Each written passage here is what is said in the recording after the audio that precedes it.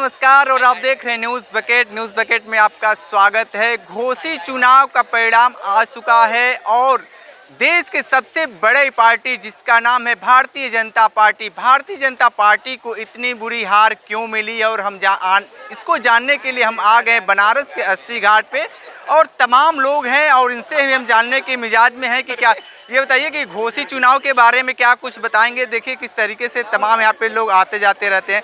थोड़ा सा यहाँ पे ये बताइए कि पूना से आए हैं। पूना में क्या स्थिति है?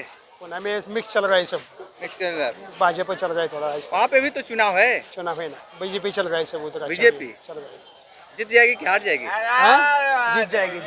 जीत जाएगी। अच्छा। ये बताइए घोसी चुनाव को लेकर क्या कहेंगे जो परिणाम आया है? घोसी चुनाव के परिणाम जैसा आपने मुझे बताया कि भाजपा हार चुकी है और सपा जीती है। मैं इस देश के नागरिक को एक बात कहना चाहूँगा, भैया डबल इंजन की सरकार पहले उत्तर प्रदेश में है और हमारे योगी आदित्यनाथ जी यहाँ के सीएम हैं और जिनका मॉडल अब बुलडोजर बाबा कहा जा रहा है और सुशासन सर चढ़ के हर राज्य में बोल रहा है। तो यहाँ तो पब्लिक को यही करना चाहिए था कि भाजपा के साथ चलना चाहिए था, लेकिन अब पता नहीं कौन सी। भैया यूपी का चुनाव बड़ा अपने आप में अनोखा होता है, ठीक है ना। जैसे जैसे बनारस में लोग कहते हैं कि कोई गुरु नहीं, कोई चेला नहीं, सब गुरु हैं, कोई चेला नहीं, वैसे उस तरीके से यहाँ चुनाव की कब बागडोर किसके हाथ में चली जाए और कभी कभार आपसी रंजिश और जो भी चीज़ें हों उनकी वजह से भी ये सारी चीज़ें होती हैं। लेकिन यहाँ 100% भाजपा को ही जीतना चाहिए था। आप इस टाइम हमारे परम आदरणीय मोदी जी के संसदीय क्षेत्र में बैठे हैं और खड़े हैं, हम सभी बातें कर रहे हैं, तो यहाँ तो भाजपा की ही लहर चलती है और भाजपा की लहर होनी चाहिए थी।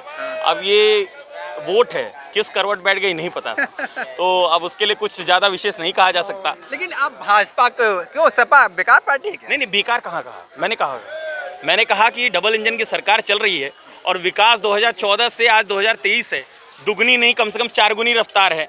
आप अगर G20 की बात कर लीजिए, आज हमारा महकमा सज रहा है, बनारस में भी G20 मतलब अभी जी समिट हुआ था, G20 आज हमारे दिल्ली मंडपम में हो रहा है, प्रगति मैदान में, जहां भारत देश के लोग वहां नहीं जा पा रहे थे विदेशों में, वहां भारत में अंतर्राष्ट्रीय स्तर के सभी राष्ट्रपति और उसके देश के प्रतिनिधि आ रहे हैं।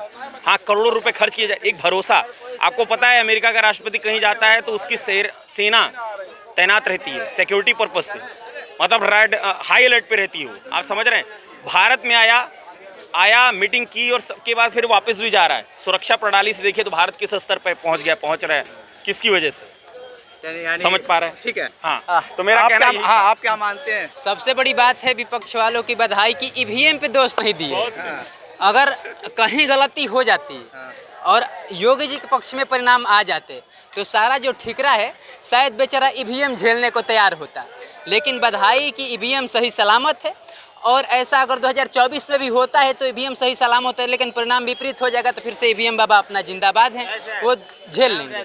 अच्छा, ईवीएम पे आप सवाल कर दिए, लेकिन वहीं के लोग जब वोट डालने जा रहे थे तो सारे लोग यही कह रहे थे कि हमको कई लोग पुलिसकर्मी ने उनके पर्चे पत्र छीन लिया, उसको लेके क्या कहेंगे? देखिए, अब अफवाह फैलता है, ये भी एक अफवाह। आपको लग रहा है कि लोकतांत्रिक देश में इस तरह की कोई हरकत खासकर पुलिस वाला तो नहीं करेगा?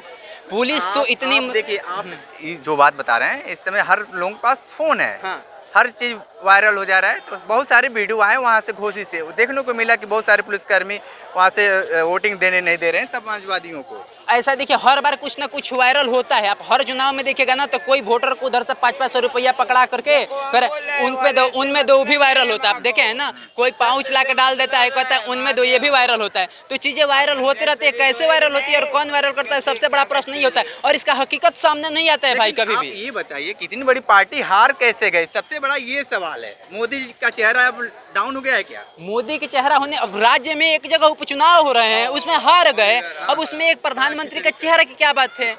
ये तो अजीब बात है। पंचायत चुनाव हो उसमें भाजपा का प्रत्याशी हार जाए तो मोदी जी का चेहरा डाउन हो गया।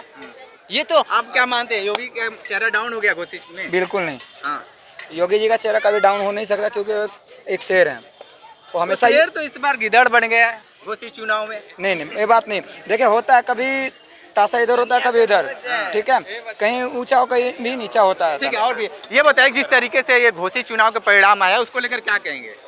देखिए, घोसी चुनाव का परिणाम ये बताता है कि तानाशाह के खिलाफ अगर संयुक्त प्रत्याशी खड़े किए गए तो हर जगह ये बीजेपी हारेगी, एनडीए हारेगी। मामला ये है कि जो भाई एक कह रहे थे अभी कि ईवीएम पे दोष, ईवीएम इंडिया गठबंधन जीता है वहाँ घोसी में, और ईवीएम पे हम आज भी सवाल उठाते हैं।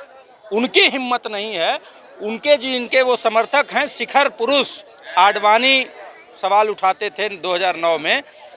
जीवीएल नरसिम्हा राव राज्यसभा सांसद, उन्होंने इतनी मोटी किताब लिखी थी डेमोक्रेसी एट रिस्क, लेकिन वो जब चुनाव जीत गए तो वो मौन हो गए। हम आज चैलेंज करते हैं, मोदी के संसदीय क्षेत्र से चैलेंज करते हैं कि अगर मोदी में इस बात की जरा सी भी नैतिकता है तो आज भी मैं कहता हूं 2024 का चुनाव बैलेट पेपर से करा दो। हिम्मत नहीं है, भाजपाई जानते हैं कि हेर फेर से ही ये जीत सकते हैं, वोटों के बिखराव से ही ये जीत सकते हैं। जब वोटों का बिखराव कम हुआ तो देखा आपने कि घोसी में उपचुनाव जो होता है ना, जिस पार्टी का सत्ता होती है प्रदेश में उसी के फेवर में जाता है। आप उठा के देख लीजिए, 90% जो परिणाम है वो सत्ता के पक्ष में जाता है। लेकिन इस बार 42,000 वोटों से सत्ता का प्रत्याशी हार जाता है तो कहते हैं ईवीएम। अरे ईवीएम, मैं चैलेंज कर रहा हूँ, ईवीएम को बैन कर दो, फिर से कहो घोसी फिर से रिजॉल्व करते हैं, फिर से आप चुनाव करा लो, इस बार 1 लाख वोट से जीतेंगे। और अगर 2024 में ईवीएम बैन कर दें मोदी जी, तो मैं कह रहा हूँ 25-50 सीटों में भाजपा सिमट जाएगी। इस बात को क्या नहीं मानते हैं घोसी चुनाव को लेकर? भैया पर्यटक है। हाँ ठीक है, थोड़ा सा अरे रे एक सवाल का जवाब इनके दे दीजिए जो ईवीएम पिन। देखिए, हमारे बड़े भैया हैं, हाँ। मैं कुछ बोलूंगा तो आप काट दोगे उसमें। सीन ऐसा है, ये दिल से हमारे भाजपावादी हैं, दिल से मोदी मैं है। लेकिन चलिए, अपनी अपनी बातें हैं, अपनी अपनी सामाजिकता है, नागरिक है, वोट हमारा अधिकार है और वोट जिसका मन करेगा उसको देंगे। लेकिन प्रत्याशी और अगर देश राष्ट्र की बात करें, यहाँ हर किसी को अपने जेब से मतलब है, इनकी बात का जवाब अपने प्रदेश से मतलब है, ठीक है, अपनी व्यवस्था से मतलब है। आप घर जाएंगे तो मेरे पास क्या है, मोदी ने क्या दिया, और भैया अखिलेश भैया ने क्या दिया, तो अखिलेश भैया ने लैपटॉप दिया, मोदी जी ने लैपटॉप दिया नहीं, ठीक है। अब लैपटॉप की बात करेंगे तो उस हिसाब से तो भाजपा को वोट नहीं देना चाहिए और मोदी जी को वोट देना चाहिए। अरे उनको अखिलेश भैया को देना चाहिए। भाई ने एक बात शुरुआत में कही थी, मैं उसका जवाब देना थोड़ा सा छूट गया, उसको मतलब ऐसा है कि डबल इंजन की सरकार। अरे मेरे भाई, इंजन नहीं, इंसानों की सरकार बनाओ जो गरीबों की उस दुख और उस बेबसी को समझ सके कि गरीब आदमी अपने बच्चे की फीस नहीं दे पा रहा है, इतनी ज़्यादा फीस हो गई है, स्वास्थ्य व्यवस्थाएं चरमरा गए हैं, इलाज नहीं करा पा रहा है, एक कोई गंभीर बीमारी हो जाए मतलब लुट जाएगा गरीब आदमी, 5 साल की कमाई उसकी ख़त्म हो जाएगी, वो सड़क पे आ जाएगा। तो इंसानों की सरकार होगी तो एक पत्रकार जब सवाल कर देगा सत्ता के मंत्री से तो उसकी नौकरी खा जाएगी वो मंत्री, क्योंकि वो इंजन वाली सरकार की मंत्री है। तो इंजन नहीं, इंसानों की सरकार। डबल इंजन की सरकार थी जो कि मणिपुर में कारगिल का जो योद्धा था उसकी पत्नी को नग्न करके घुमाया गया और उसने कोर्ट में क्या कहा, सुप्रीम कोर्ट में, कि हमको सरकार के पुलिस वालों ने पकड़ा और भीड़ के हवाले कर दिया। तो वो क्यों हुआ? क्योंकि मानवता शून्य मशीन इंजन की सरकार है। वहाँ इंसानों की सरकार होती तो आंख से आंसू निकल जाते।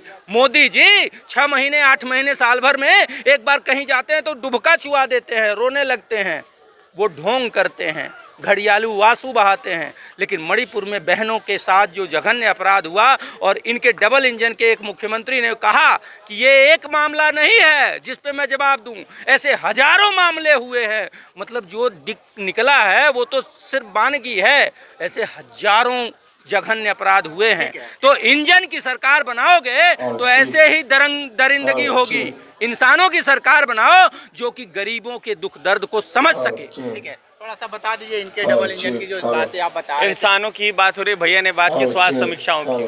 तो भैया देखिए, लेटेस्ट टेक्नोलॉजीज हैं। मैं भी एक एरोस्पेस इंजीनियर हूँ, हवाई जहाज बनाता हूँ। पहले हवाई जहाज इतना सस्ता नहीं था, ठीक है। अब हवाई जहाज आ रहे हैं, बन रहे हैं, रिसर्च और डेवलपमेंट यहाँ चल रही है, तो चीज़ें होती है। देखिए, टेक्नोलॉजी में जब आप इस्तेमाल करेंगे, आज पहले घर में प्रसव होता था, याद है, घर में ही बच्चे पैदा कर दिए जाते थे, आई दाया इन सब की वजह से दाई वगैरह होती थी। आज ऐसा नहीं है।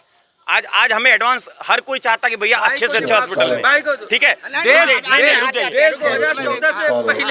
नहीं, वो बात है, ठीक है। अभी स्वास्थ्य समीक्षाओं की बात करें तो स्वास्थ्य में बेहतरीकरण आया है। ये चीजें महंगी हुई हैं, वो आप पे है। सरकार सुविधाएं, आयुष्मान भारत योजना आई है, प्रत्येक व्यक्ति को जो भी गरीब है, अपने आप को समझ रहे हैं, आर्थिक स्थिति से कमजोर, उसको आयुष्मान भारत योजना आए हैं, करोड़ों लोग इसके लाभान्वित हुए हैं। हाँ, और देखिए ऐसा है भैया जो हमारे हैं, अरे नहीं भैया जो हमारे हैं वो ऐसा है, पोथी पढ़ के और किताबें पढ़ के आए हैं। भैया के पास बहुत सारे पॉइंट्स हैं। मैं गांव से भी बिलोंग करता हूं, गांव की व्यवस्था को जानता हूं। मैं इनको चैलेंज करता हूं, यहाँ जितने स्वास्थ्य केंद्र हैं, प्राथमिक स्वास्थ्य केंद्र ग्रामीण क्षेत्रों में, एक जगह डॉक्टर नहीं मिलेगा। फार्मासिस्ट, प्यून, इनके भरोसे अस्पताल चल रहा है, ये सच्चाई है। इस बात को मैंने कहा कि गिरती स्वास्थ्य व्यवस्था, गिरता अर्थव्यवस्था।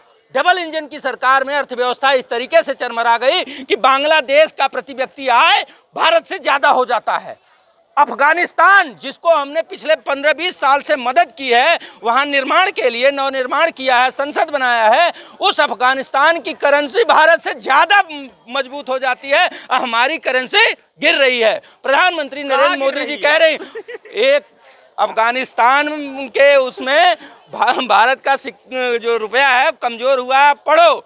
मैं कह रहा हूं कि जिस तरह मोदी जी 2013 में कह रहे थे 69 रुपए का डॉलर था, तो कहते थे जिस देश की करेंसी गिरती है उस देश की अस्मिता गिरती है, उस देश में भ्रष्टाचार नहीं। इस बात को पूरा करूं, उस बात को, उस देश के प्रधानमंत्री को शर्म आनी चाहिए। लेकिन आज 69 रुपए का जो डॉलर था, आज वो 85 रुपए तक पहुंच गया है। हमारी अरे 82 मान लो, 69 से ज्यादा है कि नहीं, मतलब गिरी है।